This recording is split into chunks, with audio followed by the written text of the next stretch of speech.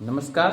फिर से शुरुआत करते हैं अगले टॉपिक जो मैंने पिछले वीडियो में कहा था कि हम अब शुरू करेंगे एल्केन।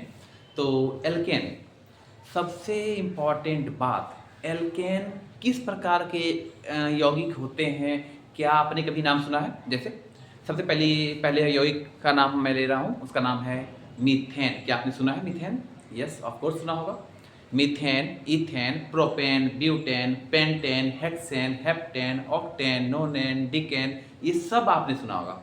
क्या आपने कभी इसको पहचानने की कोशिश की कि इसको पहचानते किस प्रकार है, कैसे? जैसे आखिर एल्केन में मीथेन जो उसके शाखा होती है उसको पहचानते कैसे हैं? कैसे जानते हैं कि ये एल्केन है, ये मीथेन है, ये एल्केन के मीथेन है, एल्केन के ब्यूटेन है, या एल्केन फैमिली के हेक्सेन है, ये पहचानते कैसे हैं? तो मैं सबसे पहले बता दूं, एल्केन श्रृंखला को पहचानने के एक नियम है। एल्केन उसको हम लोग इस प्रकार से पहचानते हैं, एल्केन ALKANE। अगर किसी यौगिक के नाम के अंत में ANE आता है, चैन के नाम के अंत में, यानी जब आप नोमेनक्लेचर करोगे, यानी आप जब उसका नामकरण करोगे, तो अगर उसके नाम के अंत में ANE आ रहा है तो आप जान लो वो एल्केन कंपाउंड है, यानी एल्केन फैमिली से जुड़े हैं। जैसे सपोज करो मैंने कहा मीथेन, METHANE मीथेन, मैंने कहा इथेन, ETHANE इथेन।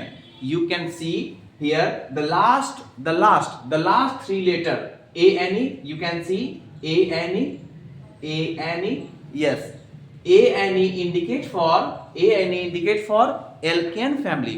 मतलब ANE बता रहा है कि ये एल्केन फैमिली के सदस्य हैं। जैसे फॉर्मूला क्या है पहचानने का? तो पहचानने का फॉर्मूला है CnH2n+2, CnH2n+2।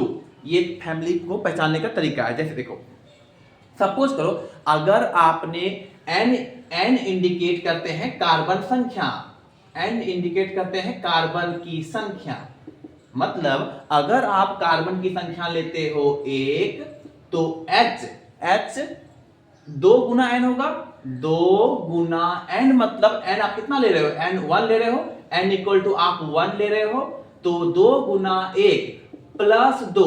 अब इसको सॉल्व करो, कैलकुलेट करो। C1 2 एका 2 प्लस 2 4 H4।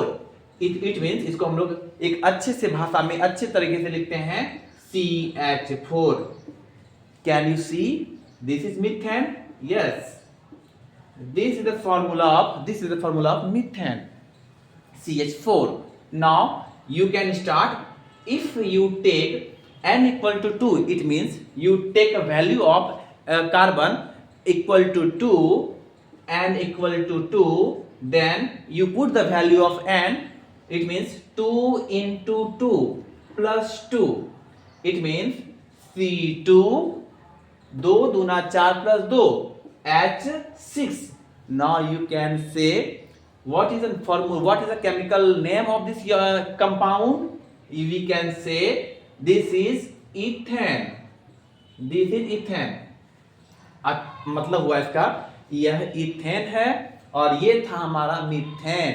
ठीक है, अब बारी आती जानने की कैसे पहचान पा रहे हैं हम। तो क्या हम इससे हम लोग 20 कार्बन वाले यौगिक को ढूंढ पाएंगे या 25 कार्बन वाले यौगिक को पहचान सकते हैं? बिल्कुल पहचान लेंगे। अगर आप सोचो, अगर कोई बोले सर अगर मैंने n इक्वल टू 20 लिया, यानी कार्बन की संख्या 20 हो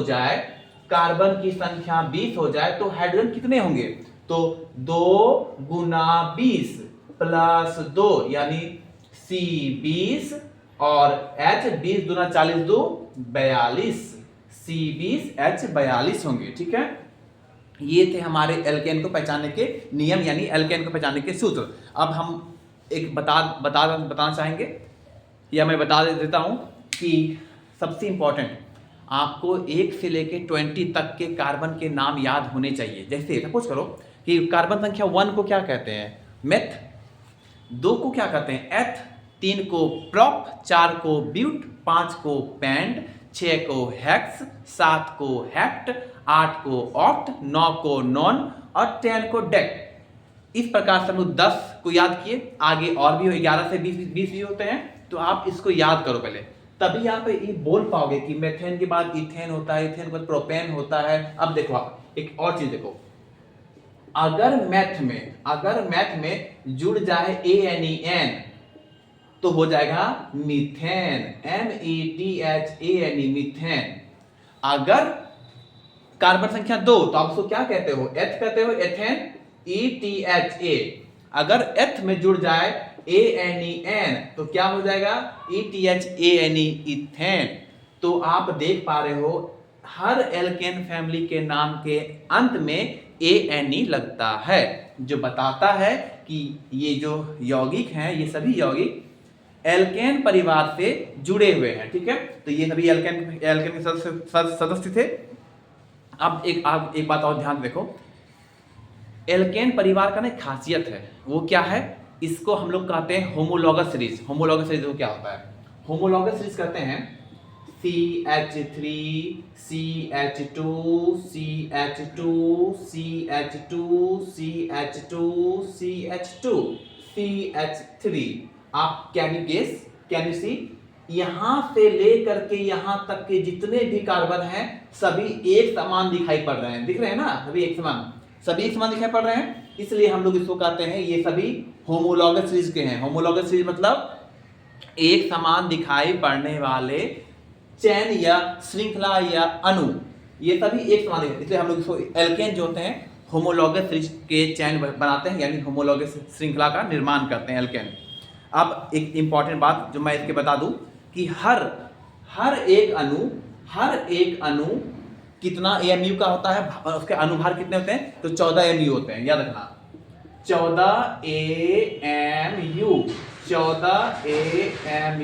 अब AMU क्या होता है, AMU का मतलब होता है एटॉमिक मास यूनिट, अर्थात अगर मैं आपसे पूछूं बताइए CH4 का आणविक भार कितना होगा, CH4 का आणविक भार कितना होगा, यानी उसका जो आणविक द्रव्यमान होगा कितना होगा, तो कार्बन की संख्या का दुगुना करो, कार्बन की परमाणु संख्या का दुगुना करो उसका परमाणु भार, तो बताओ कार्बन का परमाणु भार कितना होता है, C होता है 12, ठीक है, C12, परमाणु संख्या होते हैं 6 और परमाणु भार होते हैं 12, C12, ठीक है, प्लस 12 हो गए, प्लस हाइड्रोजन कितने हैं, एक हाइड्रोजन का परमाणु भार होता है 1, तो 1 को गुना कर दो 4 से, तो 12 प्लस 4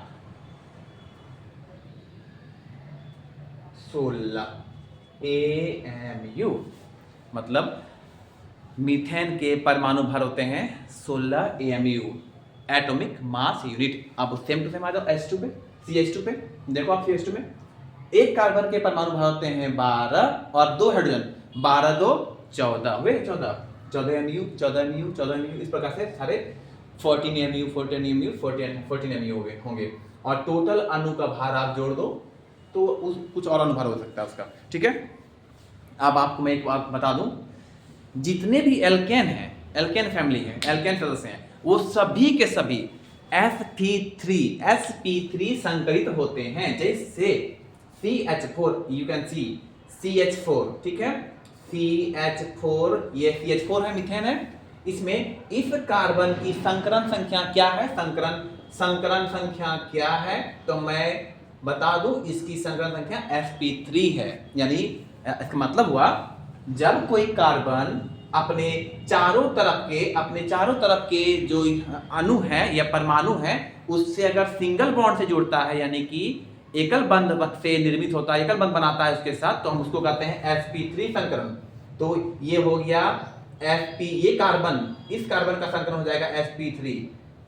अगला, अगर कोई कार्बन अपने किसी यौगिक के साथ एक डबल बॉन्ड के साथ बॉन्ड बनाता है तो वो संकरण कहलाता है sp2।